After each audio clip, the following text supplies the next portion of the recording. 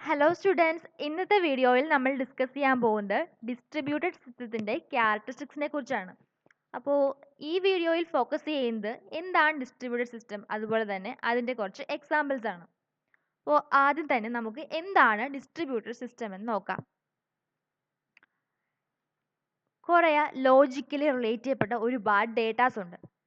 ആ datas different processing നോഡ്സിൽ distribute ചെയ്യപ്പെട്ടിട്ടുണ്ട്. ഈ ഡിഫറെൻറ്റ് പ്രോസസ്സിംഗ് നോഡ്സ് എല്ലാം ഒരു നെറ്റ്വർക്കിൽ കണക്റ്റഡ് ആണ്. ഈ പ്രോസസ്സിംഗ് നോഡ്സ് എന്ന് പറയുമ്പോൾ എന്താണ്?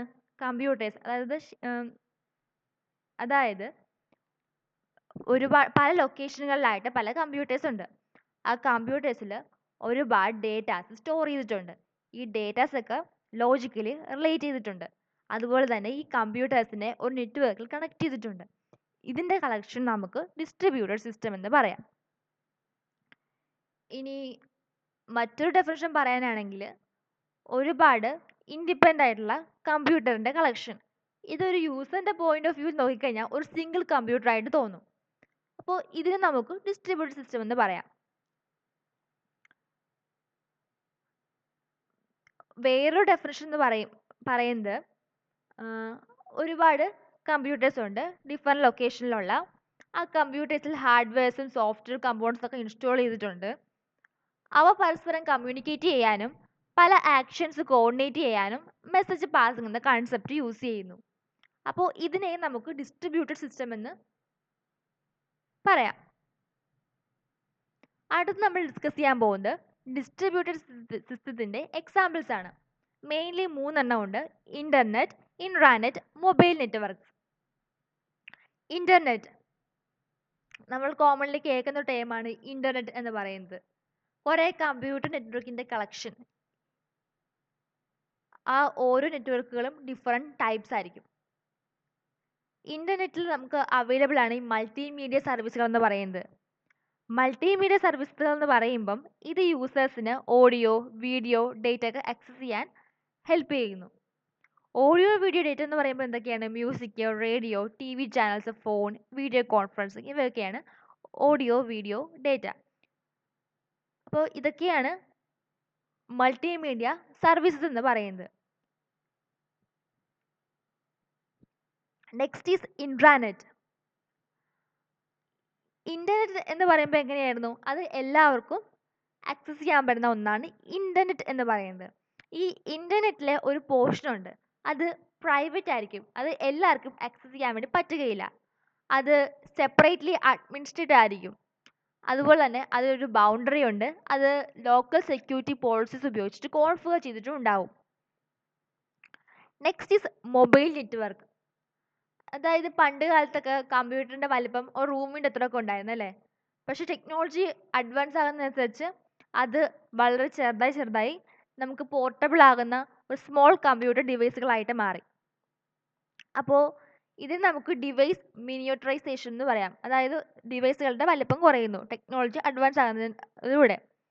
അപ്പോൾ അതും വയർലെസ് നെറ്റ്വർക്കിങ്ങും കൂടെ കൂടിച്ചേർന്ന് ഈ ചെറിയ പോർട്ടബിൾ ആയിട്ടുള്ള കമ്പ്യൂട്ടിംഗ് ഡിവൈസുകളെ നമുക്ക് ഡിസ്ട്രിബ്യൂട്ടഡ് സിസ്റ്റത്തിലേക്ക് ഇൻറ്റഗ്രേറ്റ് ചെയ്യാൻ വേണ്ടി സാധിച്ചു. ഈ small and portable computing devices എന്നൊക്കെ പറയുമ്പോൾ എന്തൊക്കെയാണ്? Laptop computers, hand held devices, അതായത് PDA, mobile phone, pagers, video cameras, digital cameras. അതുപോലെ തന്നെ വിയറബിൾ ഡിവൈസുകളായിട്ടുള്ള സ്മാർട്ട് വാച്ച്, ഇതിൻ്റെ ഫങ്ഷനാലിറ്റി PDA ആയിട്ട് സിമിലർ ആണ്.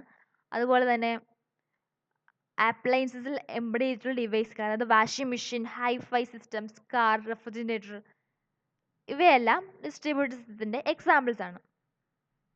മറ്റേ എക്സാമ്പിളാണ് ക്ലസ്റ്റർ. ക്ലസ്റ്റർ എന്ന് പറയുന്ന type of parallel or distributed processing സിസ്റ്റമാണ്. ഇതെന്ന് പറയുന്നത് കുറേ സ്റ്റാൻഡലോൺ ആയിട്ടുള്ള കമ്പ്യൂട്ടേഴ്സിൻ്റെ കളക്ഷനാണ്. അവ പരസ്പരം ഇൻ്റർകണക്ട് ചെയ്തിട്ടുണ്ട്. അവ ഒരുമിച്ച് കോഓപ്പറേറ്റീവായിട്ട് വർക്ക് ചെയ്യുന്നു, ഒരു സിംഗിൾ ആയിട്ടുള്ള കമ്പ്യൂട്ടിംഗ് റിസോഴ്സിനെ പോലെ. അപ്പോൾ ഈ കമ്പ്യൂട്ടർ എന്ന് പറയുമ്പോൾ യൂണിപ്രോസസർ ആവാം, മൾട്ടി പ്രോസസർ ആവാം, ഒക്കെ ആയിരിക്കാം. ഇനി ക്ലസ്റ്റർ എന്ന് പറയുമ്പോൾ അതിൻ്റെ യൂസ് എന്ന് പറയുമ്പോൾ അത് നമുക്ക് ഹൈലി സ്കെയിലബിൾ ആയിട്ട് സർവീസുകളിലൊക്കെ നമുക്കത് യൂസ് ചെയ്യാം. ഉദാഹരണം സെർച്ച് എൻജിൻ. ഇപ്പോൾ ഇൻ്റർനെറ്റിൽ എല്ലാ യൂസേഴ്സിലും സെർച്ച് എൻജിൻ അവൈലബിൾ ആണ്. അപ്പോൾ യൂസേഴ്സ് കൂടാം, അതുപോലെ തന്നെ സെർച്ച് ചെയ്യുന്ന റിക്വസ്റ്റ് കൂടാം. അപ്പം അതെല്ലാം മെയിൻറ്റെയിൻ ചെയ്യാൻ പറ്റുന്ന അതിനെയൊക്കെ നമ്മൾ ഹൈലി സ്കെയിലബിൾ സർവീസസ് എന്ന് പറയുന്ന. അപ്പോൾ അവിടെയൊക്കെ നമുക്ക് ഈ ക്ലസ്റ്റേഴ്സ് യൂസ് ചെയ്യാം. ഗ്രിഡ് ഇതെന്ന് പറയുന്നതും ഒരു type of parallel and distributed സിസ്റ്റമാണ്.